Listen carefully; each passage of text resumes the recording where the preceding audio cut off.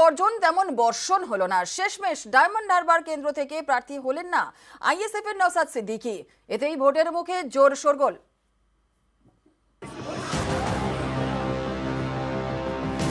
Diamond হারবারে কি আপনারা প্রার্থী দেবেন? আমার ইচ্ছে আছে, আমি দাঁড়াবো ডায়মন্ড হারবারের মানুষকে নিয়ে। অভিষেক ব্যানার্জি তথা মুখ্যমন্ত্রীর ভাইপোকে পরাজিত করে প্রাক্তন এমপি করে কালীঘাটে পাঠিয়ে দেবো। যেরকম গর্জন সেরকম বর্ষণ হলো না। শেষমেশ ডায়মন্ড হারবার কেন্দ্র থেকে প্রার্থী হলেন না নওশাদ সিদ্দিকী। ইচ্ছে ছিল এখন আমি ক্যান্ডিডেট দাঁড়াবো, কিন্তু দল বেশ কিছু বিষয়কে উত্থাপন করে যে ডিসিশন নিয়েছে, আমাকে সেখানে লড়াই থেকে অব্যাহতি দিয়েছে। যথেষ্ট পটেনশিয়াল প্রার্থী আছে, তাকে আমরা জিতিয়ে কিভাবে পার্লামেন্টে পাঠানো যায় তার জন্য আমরা সর্বোচ্চদের সাথে লড়াই করব। খারাপ লাগবেই আমাকে, কিন্তু কিছু করার নেই, দলের ডিসিশন। তিনি তো দলের মুখ, তবু দাঁড়ালেন না ডায়মন্ড হারবারে। সেখানে তৃণমূলের প্রার্থী অভিষেক বন্দ্যোপাধ্যায়। অভিষেকের বিরুদ্ধে আইএসএফ এর প্রার্থী মজনু লস্কর।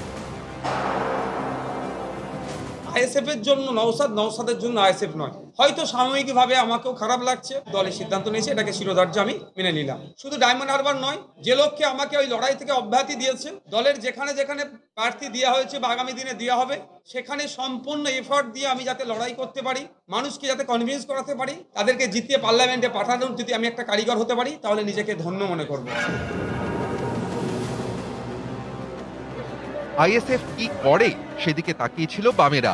নওশাদ দাঁড়ালে বামেরা ডায়মন্ড হারবারে প্রার্থী দিত না, কিন্তু সেরকম কিছু হলো না।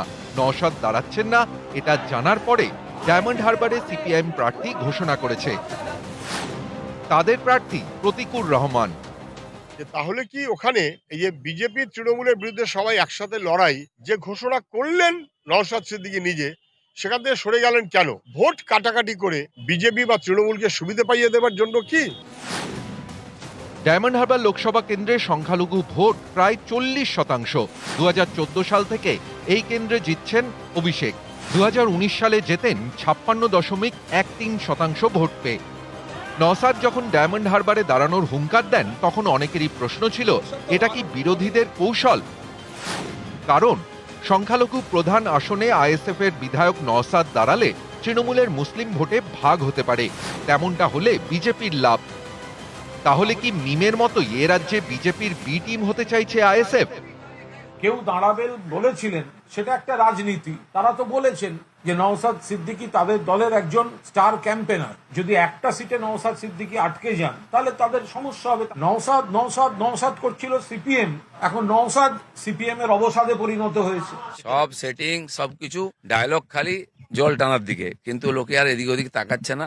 নাইদার রাইট নর left, go straight BJP. News 18 Bangla.